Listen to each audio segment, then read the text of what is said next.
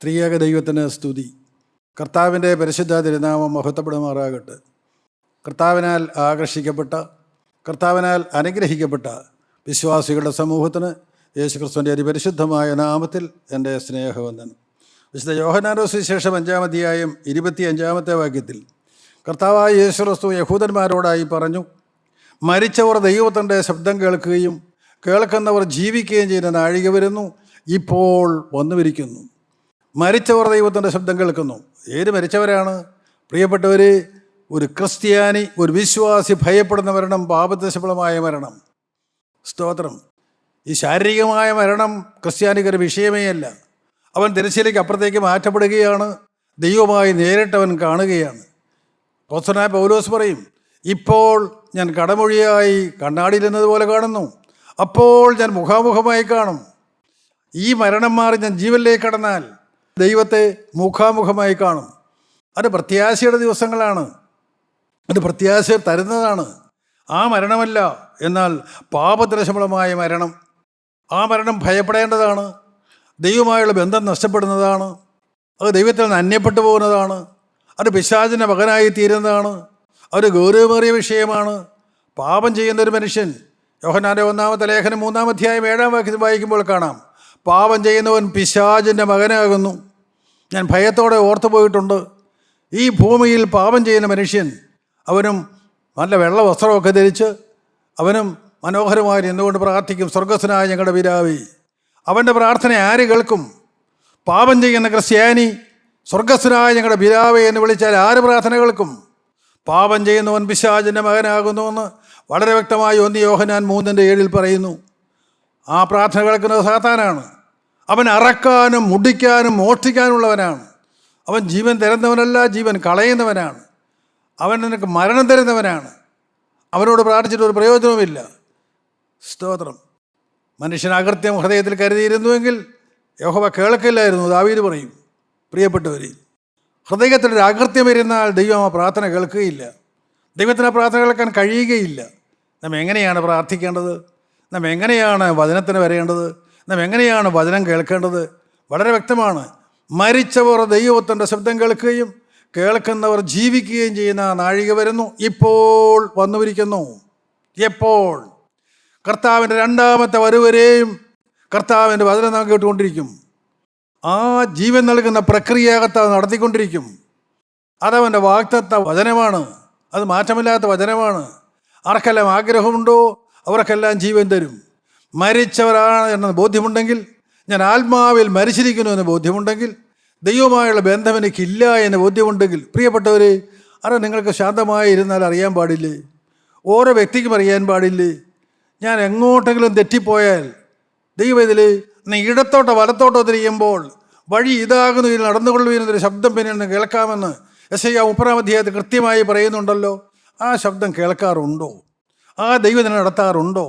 ആ ദൈവമായുള്ള ബന്ധം നിനക്കുണ്ടോ? ആ കർത്താവ് വലങ്കരതിൻ്റെ മേൽ പിടിച്ചിരിക്കുന്നുള്ള അനുഭവം നിങ്ങൾക്കുണ്ടോ? അതില്ലാതെ പ്രിയപ്പെട്ടവരെ ഒരു നിമിഷം ജീവിക്കാൻ ഇടവരരുത്. അതിനാണ് കർത്താവ് പറഞ്ഞത്, മരിച്ചവർ ദൈവത്തിൻ്റെ ശബ്ദം കേൾക്കുകയും കേൾക്കുന്നവർ ജീവിക്കുകയും ചെയ്യുന്ന നാഴിക വരുന്നു, ഇപ്പോൾ വന്നുമിരിക്കുന്നു. സ്തോത്രം. കർത്താവ് നിങ്ങളുടെ അരികിലേക്ക് വന്നിട്ടുണ്ട്. സ്വർഗം തുറന്നിട്ടുണ്ട്. ദൈവം നിങ്ങളോട് ഇടപെടുന്നുണ്ട്. നിങ്ങളുടെ ഹൃദയത്തോട് ഇടപെടുന്നുണ്ട്. ഞാൻ മരിച്ചു എന്നവർക്കെല്ലാം ബോധ്യമുണ്ടോ? അവർക്ക് ജീവൻ തരാൻ കർത്താവ് ഒരുക്കമാണ്. സ്തോത്രം.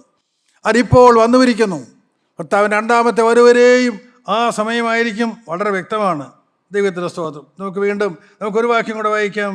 യോഹന്നാന്റെ സുവിശേഷം 6-ാം അധ്യായം 47-ാമത്തെ വാക്യത്തിൽ കർത്താവായ യേശുക്രിസ്തു പറഞ്ഞു, വിശ്വസിക്കുന്നവന് നിത്യജീവനുണ്ട്. വേറൊന്നും വേണ്ട. നീ PhD എടുക്കണ്ട, നീ തിയോളജി ഒന്നും പഠിക്കാൻ പോകണ്ട, വേറെ ശാസ്ത്രം പഠിക്കണമെന്നില്ല. വിശ്വസിക്കുന്നവന് നിത്യജീവനുണ്ട്. അത് പണക്കാരനാകണമെന്നില്ല, അതിന് വേറൊന്നും യോഗ്യതയും വേണമെന്നില്ല, നിനക്ക് സ്വന്തം വീട് വേണമെന്ന് പോലുമില്ല, നീ പുറം പോക്കി കിടക്കുന്നതിനാകട്ടെ, ലാസറിനെ പോലെയുള്ളവനാകട്ടെ, വിശ്വസിക്കുന്നവർ നിത്യജീവനുണ്ട്. സ്തോത്രം. പ്രിയപ്പെട്ടവർ, ഇന്ന് നിങ്ങൾക്ക് വചനം കേട്ടുകൊണ്ടിരിക്കുമ്പോൾ ഒന്ന് വിശ്വസിക്കാമോ? സ്വർഗം എന്നെ കണ്ടുകൊണ്ടിരിക്കുന്നു. സ്വർഗം എന്നെ വിളിച്ചു ചേർത്തിരിക്കുന്നു. അവൻ്റെ ഭാരത്തിങ്ങൾ എന്നെ ഇരുത്തിയിരിക്കുന്നു. കർത്താവായ യേശുക്രിസ്തുവിൻ്റെ പാറപീഠത്തിൽ അന്നത്തെ കാലത്ത് കർത്താവിൻ്റെ പരസ്യ ശുശ്രൂഷ നാളിൽ ആയിരക്കണക്കിന് ആളുകൾ എന്ന വചനം കേട്ടു. പ്രിയപ്പെട്ടവർ, പക്ഷേ നിത്യജീവൻ പ്രാപിച്ചവർ എത്രയുണ്ട്? അവരൊക്കെ എന്തിനാണ് വന്നത്? അവരും വന്നു രോഗസൗഖ്യം കിട്ടണം, അവർക്കും ഈ ലോകത്തിലെ കാര്യങ്ങൾ സാധിക്കണം, അവർക്കും വിശപ്പ് മാറണം. അതെല്ലാം നടന്നു, ദൈവത്തിൻ്റെ സ്തോത്രം. എന്നാൽ നിത്യജീവൻ പ്രാപിക്കുക എന്നുള്ള ആ ആഗ്രഹത്തോടെ ആരെല്ലാം വന്നു? വളരെ ചുരുക്കം പേര്. കർത്താവിൻ്റെ ജീവിതത്തിൽ പ്രശംസിച്ച വളരെ ചുരുക്കം ആളുകളേ ഉള്ളൂ. ഞാൻ പേരെടുത്ത് പറയുന്നില്ല, വേറെ കൃത്യമായിട്ടത് പറയുന്നുണ്ട്. ഞാൻ നിങ്ങളോട് ചോദിക്കട്ടെ, ഞാൻ ഇപ്പോൾ വായിച്ചു കേട്ടു, വിശ്വസിക്കുന്നവന് നിത്യജീവനുണ്ട്. സ്തോത്രം. ഒരിക്കലും നശിക്കാത്ത ജീവൻ, നിത്യജീവൻ, സ്വർഗത്തിൽ എത്തിക്കുന്ന ജീവൻ, നിത്യനായ ദൈവത്തോടെ എന്നും വസിക്കുന്നതായ നിത്യജീവൻ. ആ നിത്യജീവൻ പ്രാപിപ്പാൻ ഒരു പൈസ പോലും മുടക്കണ്ട. വിശ്വസിക്കുന്നവന് നിത്യജീവൻ കിട്ടും. വിശ്വസിക്കാൻ എന്ത് ചെയ്യണം? വിശ്വസിക്കാൻ, അതും വിശ്വാസവും ദാനമാണ്. അത് ദൈവം ദാനമായി തരുന്നതാണ്. എന്നാൽ പ്രിയപ്പെട്ടവർ, ദൈവം എല്ലാം സൗജന്യമായി കൊടുക്കും. ജാതി ഏതാണ്, മതമേതാണ്, ഒന്നും നോക്കാതെ കൊടുക്കും. രോഗസൗഖ്യം കൊടുക്കും, ആഹാരം കൊടുക്കും, വചനം കൊടുക്കും. എന്നാൽ വിശ്വാസം ദാനമായി കൊടുക്കുന്നത് ആർക്കാണ്? പാപത്തോട് യാത്ര പറയുന്നവർക്ക്. മനസ്സാണോ? സ്തോത്രം. അല്ലാതെ വിശ്വാസം കിട്ടുകയില്ല, എനിക്ക് വിശ്വസിക്കാൻ കഴിയുകയില്ല. പാപത്തോട് ഞാൻ യാത്ര പറയാറ് എൻ്റെ ഹൃദയത്തിൽ അകൃത്യം വെച്ചുകൊണ്ട് എനിക്കൊരു വിശ്വാസിയായി ജീവിക്കാൻ കഴിയുകയില്ല. ശാന്തമായി ചിന്തിക്കൂ. ഹൃദയത്തിൽ അകൃത്യമുണ്ടോ? ഹൃദയത്തിൽ പാപമുണ്ടോ? പാപത്തിൻ്റെതായ ചിന്തകളുണ്ടോ? ഈ ലോകത്തിലേക്കാണോ എൻ്റെ നോട്ടം? ഈ ലോകത്തിൽ തടുത്തു കൂട്ടാൻ, ഈ ലോകത്തിൽ ഉണ്ടാക്കി കൂട്ടാൻ, ഈ ലോകത്തിലെ സമ്പത്ത് വർദ്ധിപ്പിക്കാൻ, അതാണോ നിൻ്റെ ആഗ്രഹം? ദൈവം കൂടെ കാണില്ല. നീ വിശ്വാസിയായിരിക്കില്ല. നീ വിശ്വാസത്തിൻ്റെ പ്രഖ്യാപനങ്ങളൊക്കെ പറയുന്നുണ്ടായിരിക്കും, വേദോസ്ത മനോഹരമായി വായിക്കുന്നുണ്ടായിരിക്കും, പ്രസംഗിക്കുന്നുണ്ടായിരിക്കും, സാക്ഷ്യം പറയുന്നുണ്ടായിരിക്കും, സമൂഹത്തിലെ സ്ഥാനവും മാനവും ഉണ്ടായിരിക്കും. പക്ഷേ വിശ്വസിക്കുന്നവന് നിത്യജീവനുണ്ട്, വിശ്വസിക്കാത്തവന് നിത്യജീവൻ ഉണ്ടാവുകയില്ല. വീണ്ടും യോഹന്നാൻ സുവിശേഷം 6-ാം വാക്യത്തിൽ കർത്താവായ യേശു വളരെ വ്യക്തമായി സമൂഹത്തോട് പറഞ്ഞു, ഞാൻ ജീവന്റെ അപ്പമാകുന്നു. ഞാൻ ജീവന്റെ അപ്പമാകുന്നു. സ്തോത്രം. പ്രിയപ്പെട്ടവര്, വേറെ ഒരിടത്തും ജീവൻ കിട്ടുകയില്ല. ജീവന്റെ അപ്പം കർത്താവായ യേശു ക്രിസ്തുവാണ്. സ്തോത്രം. ആ അപ്പം ഇന്ന് നിങ്ങൾക്ക് വെച്ച് നീട്ടിക്കൊണ്ടിരിക്കുകയാണ്. നിങ്ങൾക്ക് ആർക്ക് വേണമെങ്കിലും മേടിക്കാം. അത് തരുന്നത് കർത്താവായ യേശു ക്രിസ്തുവാണ്. പ്രിയപ്പെട്ടവരെ, അത് ശിഷ്യന്മാരാരുമല്ല. നിങ്ങൾക്കറിയാം, ബെത്സയിദയിലെ മലഞ്ചെരുവിൽ 10,000-കണക്കിന് ആളുകളുണ്ട്. എല്ലാം വിശന്ന് പൊരിഞ്ഞിരിക്കുകയാണ്. കർത്താവിന് അവരെ കണ്ട് മനസ്സരിവ് തോന്നി. ശിഷ്യന്മാർക്ക് അവരെ പറഞ്ഞു വിട്ടാൽ മതി എന്നാണ് ചിന്ത. കർത്താവ് പറഞ്ഞു, നിങ്ങളവർക്ക് ആഹാരം കൊടുപ്പീൻ. സ്തോത്രം. അവിടെ കയ്യിൽ ആഹാരമുണ്ടോ? ശിഷ്യന്മാരുടെ കയ്യിൽ ആഹാരമില്ല. എന്നാൽ കർത്താവ് ഒരു ബാലകൻ്റെ കയ്യിൽ 5 അപ്പവും 2 മീനും ഉണ്ടെന്ന് അറിഞ്ഞപ്പോൾ കർത്താവ് പറഞ്ഞു, അവരെ പന്തിയായി ഇരുത്തുവീൻ. പ്രിയപ്പെട്ടവർ, ആ ബാലകരെ പോലെ ജീവിതം ഇപ്പോൾ കർത്താവിന് കൊടുക്കാൻ ആരുണ്ട്? നിന്റെ തകർന്നടിഞ്ഞ ജീവിതം കർത്താവിന് കൊടുക്കാൻ ആരുണ്ട്? നിന്റെ പരാജയപ്പെട്ട ജീവിതം ഇപ്പോൾ കർത്താവിന് കൊടുക്കാൻ ആരുണ്ട്? കർത്താവെ, എനിക്ക് മനസ്സാണ്, ഇതുവരെയും തകർന്നു പോയ എൻ്റെ ജീവിതം ഇപ്പോൾ ഞാൻ നിൻ്റെ വാരപീഠത്തിലേക്ക് കാഴ്ചയായി സമർപ്പിക്കുകയാണ്. സമർപ്പിക്കാൻ ആരെങ്കിലും ഉണ്ടോ? കർത്താവ് ഏറ്റെടുക്കും. കർത്താവ് കൈകളെടുക്കും, വാഴ്ത്തും, അനുഗ്രഹിക്കും, നുറുക്കും, ശിഷ്യന്മാരുടെ കയ്യിലേക്ക് കൊടുക്കും. സ്തോത്രം. അവർ വിളമ്പുന്നത് കർത്താവിൻ്റെ അപ്പമാണ്. കർത്താവ് വാഴ്ത്തി അനുഗ്രഹിച്ച അപ്പമാണ്. പ്രിയപ്പെട്ടവരെ, സ്തോത്രം. അതുപോലെ ഞാൻ ജീവൻ്റെ അപ്പമാകുന്നു എന്ന് പറഞ്ഞ കർത്താവായ യേശു ക്രിസ്തുവിനെ ഇപ്പോൾ ഹൃദയത്തിലേക്ക് ഉൾക്കൊള്ളുവാൻ നിങ്ങൾക്കാർക്കെല്ലാം മനസ്സുണ്ട്. അത് വ്യക്തിപരമായ ബന്ധമാണ്. അത് നിങ്ങൾ ഓരോരുത്തരും ചെയ്യേണ്ടതാണ്. ആരും നിർബന്ധിക്കേണ്ടതല്ല. വേറെ ആരെങ്കിലും എടുത്ത് വായിൽ വെച്ച് തരേണ്ടതല്ല. ഒരമ്മ കുഞ്ഞിന് അപ്പം കൊടുക്കുന്നത് പോലെ കൊടുക്കേണ്ടതല്ല. സ്വമനസ്സോട് സ്വന്തം ഇഷ്ടപ്രകാരം ആ യേശുവിനെ ഹൃദയത്തിലേക്ക് ആരെങ്കിലും സ്വീകരിച്ചാൽ അവരിൽ നിത്യജീവനുണ്ടാവും. ഞാൻ ജീവൻ്റെ അപ്പമാകുന്നു. വീണ്ടും കർത്താവായ യേശു ക്രിസ്തു യോഹന്നാന്റെ സുവിശേഷം 6-ാം 51 ഇപ്രകാരം പറഞ്ഞു, സ്വർഗത്തിൽ നിന്ന് ഇറങ്ങിയ ജീവനുള്ള അപ്പം ഞാനാകുന്നു. ഈ അപ്പം തിന്നുന്നവനല്ല എന്നേക്കും ജീവിക്കും. ഞാൻ കൊടുപ്പാനിരിക്കുന്ന അപ്പമോ ലോകത്തിൻ്റെ ജീവന് വേണ്ടി ഞാൻ കൊടുക്കുന്ന എൻ്റെ മാംസമാകുന്നു. പ്രിയപ്പെട്ടവര്, എത്ര മണിക്കൂറിലിരുന്ന് ധ്യാനിച്ചാലും മതിവരാത്തതായ വിലയേറിയ വചനം എന്നാണ് കർത്താവ് പറഞ്ഞത്. സ്വർഗത്തിൽ നിന്ന് ഇറങ്ങിയ ജീവനുള്ള അപ്പം ഞാനാകുന്നു. സ്തോത്രം. ഞാനല്ലാതെ വേറെ ആരും ഈ ലോകത്തിലേക്ക് ഇറങ്ങി വന്നിട്ടില്ല. സ്വർഗത്തിൽ നിന്ന് ഇറങ്ങി വന്ന ജീവനുള്ള അപ്പം ഞാനാകുന്നു. പിതാവായ ദൈവനെ അയച്ചതാകുന്നു. എന്തിന്? ഈ ഭൂമിയിലെ ജീവനില്ലാത്ത മനുഷ്യരെ ജീവിപ്പിക്കാൻ, നിങ്ങൾക്ക് ആഹാരമായി കഴിക്കാൻ, നിങ്ങൾക്കുള്ളിലാക്കാൻ. സ്വർഗത്തിൽ നിന്ന് ഇറങ്ങി വന്ന ജീവനുള്ള അപ്പം ഞാനാകുന്നു. ഈ അപ്പം തിന്നുന്നവരെല്ലാം എന്നേക്കും ജീവിക്കും. വേറെ ഒന്നും നിങ്ങൾ ചെയ്യണ്ട. വിശപ്പുണ്ടോ? കഴിക്കണമെന്നുണ്ടോ? ഈ ഒപ്പം തരുന്നവരെല്ലാം എന്നേക്കും ജീവിക്കും. സ്തോത്രം. ഇപ്പോൾ നിങ്ങൾക്ക് മുഴങ്കാലിരിക്കാം, ഹൃദയത്തെ തുറക്കാം, പാപിയെ ഏറ്റു പറയാം, ദൈവത്തിനെ സമ്മതിക്കാം. ഇതുവരെയുള്ള എൻ്റെ ജീവിതം പരാജയമാണെന്ന് ദൈവത്തോടെ ഏറ്റു പറയാം. എന്നിട്ട് അവനെ ഹൃദയത്തിലേക്ക് സ്വീകരിക്കാൻ. ഈ അപ്പം തിരുന്നവനെല്ലാം എന്നേക്കും ജീവിക്കും. ഒരിക്കലും നശിക്കാത്ത ജീവൻ അത് സ്വന്തമാക്കാം.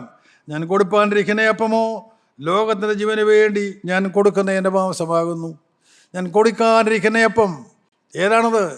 ഗോകുൽത്തായിലെ മരക്കുരിശിൽ കൊടുക്കാണ്ടിരിക്കുന്ന അപ്പം. സ്തോത്രം. അതെൻ്റെ മാംസമാകുന്നു. ഞാൻ കൊടുപ്പാണ്ടിരിക്കുന്ന അപ്പമോ ലോകത്തിൻ്റെ ജീവന് വേണ്ടി ഞാൻ കൊടുക്കുന്ന എൻ്റെ മാംസമാകുന്നു. ലോകത്തിൻ്റെ ജീവന് വേണ്ടി, സഹോദര നിനക്ക് വേണ്ടി, സഹോദരി നിനക്ക് വേണ്ടി കർത്താവായ യേശു ക്രിസ്തു ക്രൂശിൽ ബലിയായി തീർന്നതായ ആ അപ്പം, ജീവൻ്റെ അപ്പം. ആർക്കെല്ലാം അത് വേണം? പ്രിയപ്പെട്ടവരെ, ആർക്ക് വേണമെങ്കിലും എടുത്തിയെല്ലാം.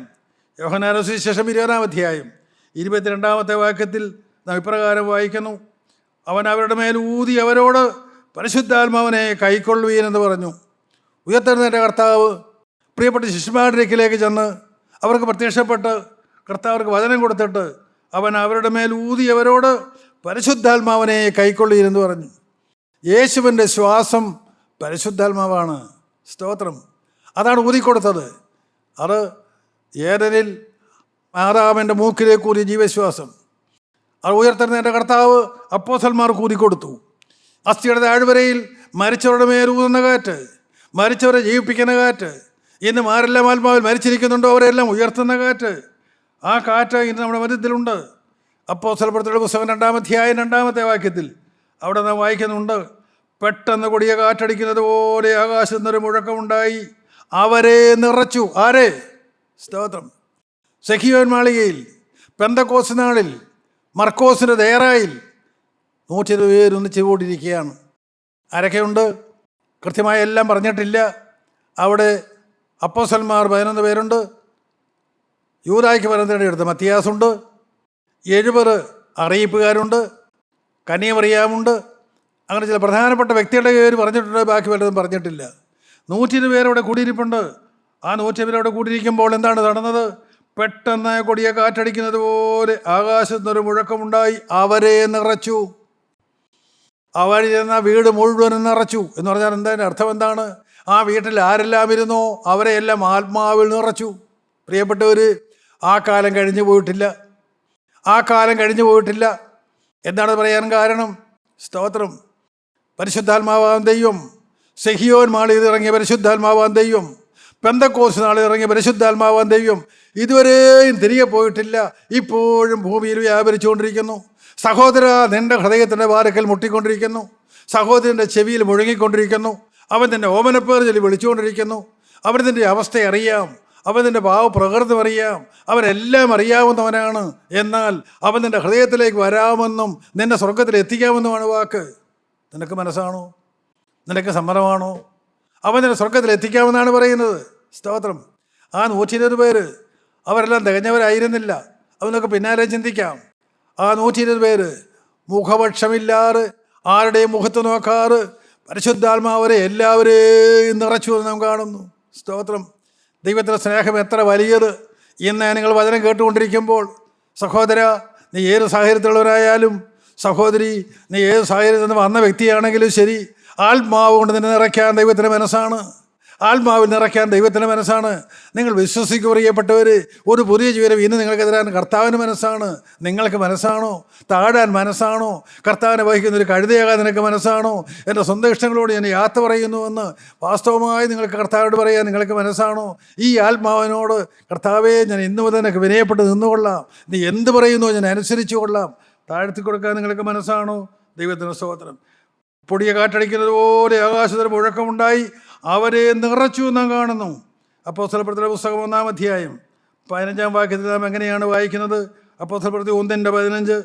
ആ കാലത്ത് ഏകദേശം 120 പേരുള്ള ഒരു സംഘം കൂടിയിരിക്കുമ്പോൾ 120 പേരുള്ള ഒരു സംഘം കൂടിയിരിക്കുമ്പോൾ അവിടെയാണ് ഈ കൊടിയ കാറ്റടിക്കുന്നത്. പ്രിയപ്പെട്ടവരെ, യോവേൽ പ്രവാചകന്റെ പുസ്തകം 2-ാം അധ്യായം 28-ാം വാക്യത്തിൽ യോവേൽ പ്രവാചകനോട് ദൈവം അരുളി ചെയ്തു: ഞാൻ സകല ജഡത്തിൻ്റെ മേലും എൻ്റെ ആത്മാവിനെ പകരും.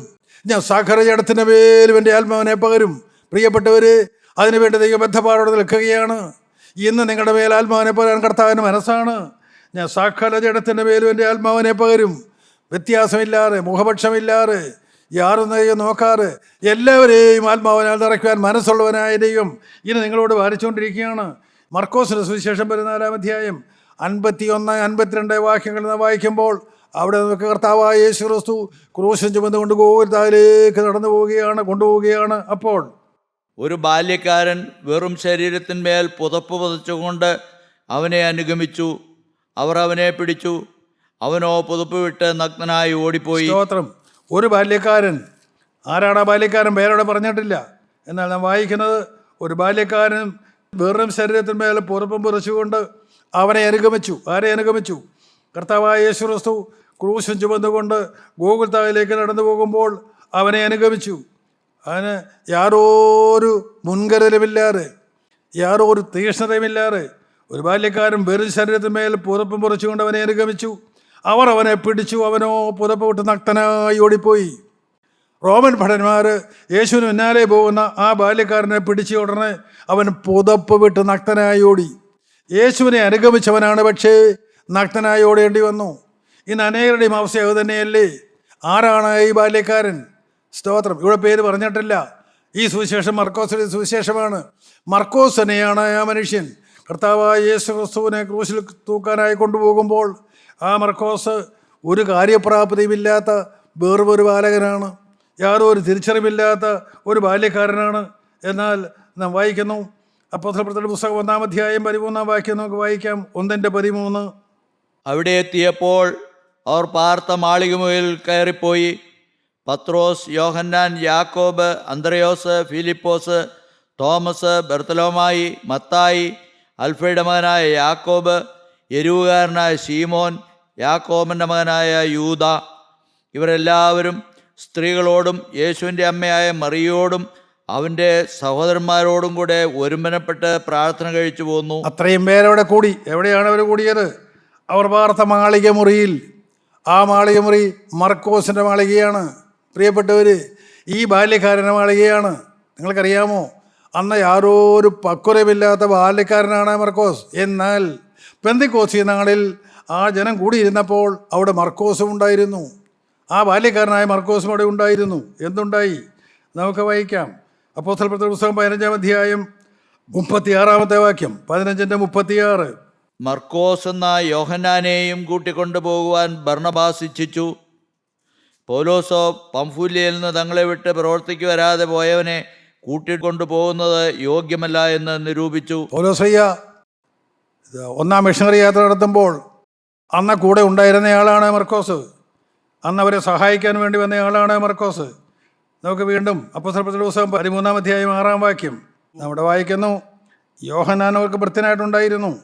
പരിശുദ്ധാത്മാവ് അവരെ പറഞ്ഞയച്ചിട്ട് അവർ സെലൂക്കിയയിലേക്ക് ചെന്നു. അവിടെ നിന്ന് കപ്പൽ കയറി കുപ്രോസ് ദ്വീപിലേക്ക് പോയി സലമീസിൽ ചെന്നു. യഹൂദന്മാരുടെ പള്ളികൾ ദൈവവചനം അറിയിച്ചു. യോഹന്നാൻ അവർക്ക് ഭൃത്യനായിട്ടുണ്ടായിരുന്നു. മർക്കോസ് എന്ന മറുപേരുള്ള യോഹന്നാൻ. പ്രിയപ്പെട്ടവർ, ഈ മർക്കോസ് സെഹിയോൻ മാളികയിൽ പരിശുദ്ധാത്മാവ് ആവസിച്ചപ്പോൾ അവിടെ നിന്ന് പരിശുദ്ധാത്മാവിന്റെ നിറവ് പ്രാപിച്ചു.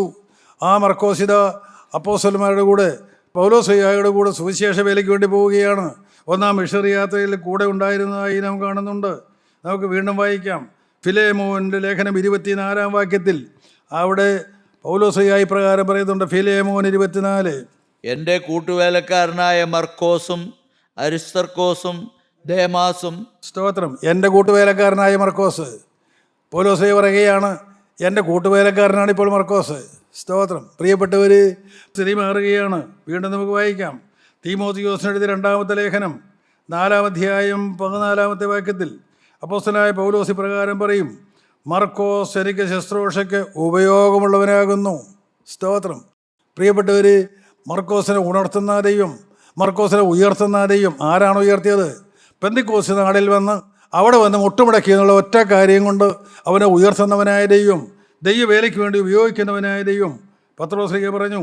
പത്രോസ്ലീഹ എഴുതിയ 1-ാമത്തെ ലേഖനം 5-ാം അധ്യായം 13-ാമത്തെ വാക്യത്തിൽ അപ്പോസ്തലനായ പത്രോസ് പ്രകാരം പറഞ്ഞു, എനിക്ക് മകനായ മർക്കോസും നിങ്ങൾക്ക് വന്ദനം ചൊല്ലുന്നു. സ്തോത്രം. പ്രിയപ്പെട്ടവർ, പത്രോസ്ലീഹ പറയുന്നത്, എനിക്ക് മകനായ മർക്കോസും നിങ്ങൾക്ക് വന്ദനം ചൊല്ലുന്നു. പ്രിയപ്പെട്ടവർ, ആത്മാവിൽ ജനിപ്പിച്ച മകനാണ് മർക്കോസ് എന്ന സ്ത്രീയിലേക്ക് മർക്കോസിനെ ഉയർത്തിക്കൊണ്ടുവന്ന ഒരു നല്ല ദൈവമുണ്ട്. ഇപ്പോൾ ദൈവത്തിലേക്ക് ഉയരണമെന്ന് ആർക്കെല്ലാം ആഗ്രഹമുണ്ട്. അതിനെന്തെല്ലാം കുറവുകളുണ്ടെങ്കിലും ദൈവത്തിന് ഒന്നും പ്രശ്നമല്ല. നിനക്ക് നിത്യജീവൻ തന്ന് നിന്നെ സ്വർഗത്തിലെത്തിക്കാൻ അധ്വാനിക്കുന്ന ദൈവം നിൻ്റെ മേലിപ്പോൾ പരിവർത്തിക്കും. ആർക്കെല്ലാം മനസ്സുണ്ട്, ആർക്കെല്ലാം ആഗ്രഹമുണ്ട്. യോഹന്നാന സുവിശേഷം 7-ാം അധ്യായത്തിൻ്റെ 5-ാമത്തെ വാക്യത്തിൽ നാം ഇപ്രകാരം വായിക്കുന്ന യോഹന്നാന സുവിശേഷം 7-ാം അധ്യായം 5-ാമത്തെ വാക്യം: ഇവൻ തച്ചൻ്റെ മകനല്ലയോ?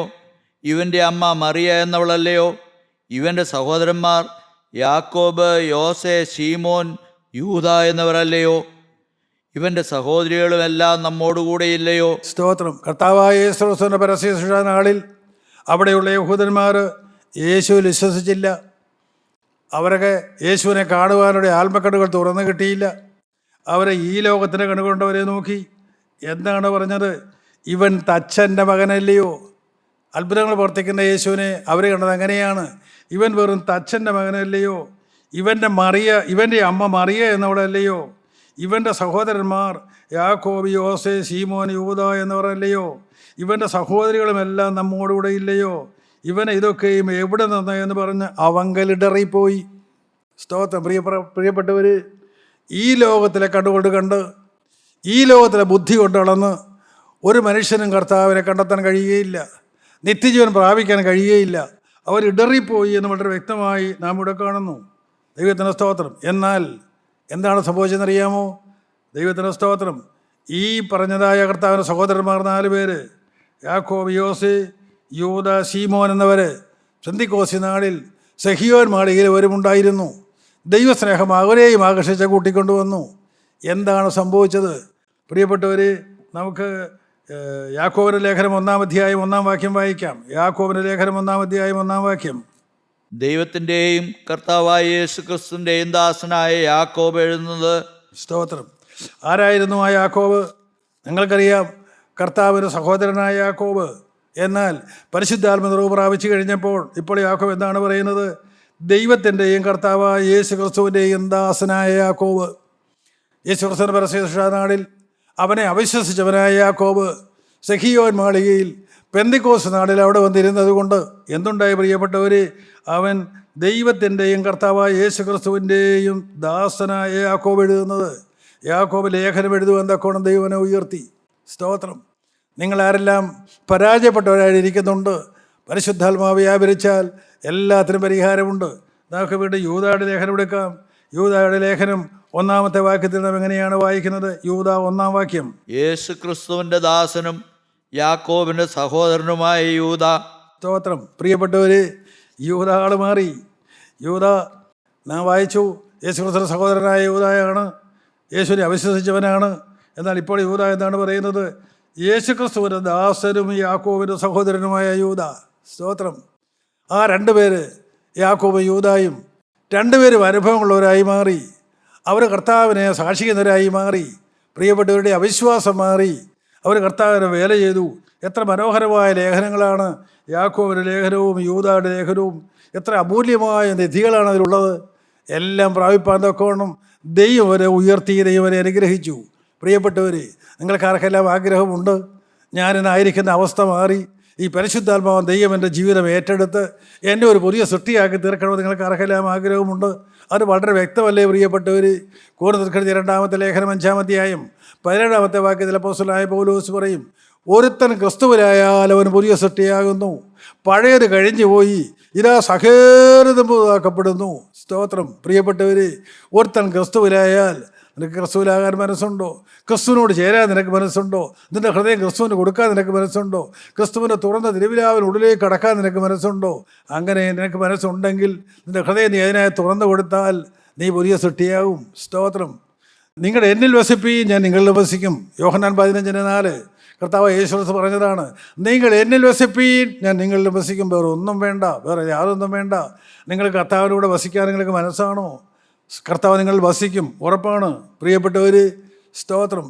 ഒരുത്തൻ ക്രിസ്തുവിലായാൽ നിൻ്റെ സ്ത്രീ മാറുകയാണ്, ഒരു സെക്കൻഡ് കൊണ്ട് മാറുകയാണ്. അതിങ്ങനെ ഒരായുഷ്കാലം മുഴുവൻ തപസ്സിരുന്ന് പ്രാപിക്കേണ്ടതല്ല. ഒരുത്തൻ ക്രിസ്തുവിലായാൽ ഇപ്പോൾ നിൻ്റെ ഹൃദയം മാറുമോ? ഹൃദയത്തിലേക്ക് യേശുവിനെ സ്വീകരിക്കുമോ? യേശുവിന് അടിമപ്പെട്ട് ഞാൻ നിൽക്കാൻ എനിക്ക് മനസ്സാണ് കർത്താവ് ഇപ്പോൾ ഒരു വാക്ക് പറയാമോ? ഒരുത്തൻ ക്രിസ്തുവിലായാൽ അവൻ പുതിയ സൃഷ്ടിയായി. അവൻ നിത്യജീവൻ പ്രാപിക്കും. നിലനിൽക്കുന്നതായ നിത്യജീവൻ, നിന്നെ സ്വർഗത്തിലെത്തിക്കുന്ന നിത്യജീവൻ. ആ നിത്യജീവൻ്റെ ഉടമയായി നിങ്ങൾക്ക് പോകാം. അതിനായി നമുക്ക് നമ്മെ തന്നെ ഒരുക്കാം, നമുക്ക് സമർപ്പിക്കാം, നമുക്ക് പ്രാർത്ഥിക്കാം. സ്നേഹവാനായ ഞങ്ങളുടെ സ്വർഗീയ പിതാവേ, ഞങ്ങളുടെ വാഴ്ത്തപ്പെട്ട കർത്താവേ, നീ ഞങ്ങളുടെ മരുത്തിലുള്ളതോർത്ത് ഞങ്ങൾ നിന്നെ സ്തുതിക്കുന്നു. കർത്താവേ, ഞങ്ങളുടെ ഹൃദയം ഞങ്ങൾ നിനക്കായി തരുന്നു, ഞങ്ങളുടെ ആയുസ് നിനക്കായി തരുന്നു, ഞങ്ങളുടെ ആത്മശരീര മനസ്സുകളെ നിനക്കായി തുറക്കുന്നു. ഹൃദയത്തിലേക്ക് യേശുവെ കടന്നു വരണമേ, ഞങ്ങളെ അനുഗ്രഹിക്കണമേ, പാവമോചനം തരണമേ, ശത്രുവിനെ ബലസിച്ചകറ്റണമേ. അധികാരമുള്ള ദൈവോത്ര അവിടുന്ന് ഹൃദയത്തിലേക്ക് എഴുന്നള്ളി വന്ന് ഞങ്ങളെ ഐശ്വര്യമായി നടത്തണമേ. ഞങ്ങളുടെ രണ്ടാമത്തെ വരവിന് വേണ്ടി ഒരുക്കണമേ. ആളാം പ്രതി അനുഗ്രഹിക്കണമേ. മാനവ മുഖത്തോടെ തൊടുക്കണമേ. യേശു ക്രിസ്തുവിൻ്റെ അതിപരിശുദ്ധ നാമത്തിൽ തന്നെ ആമേൻ.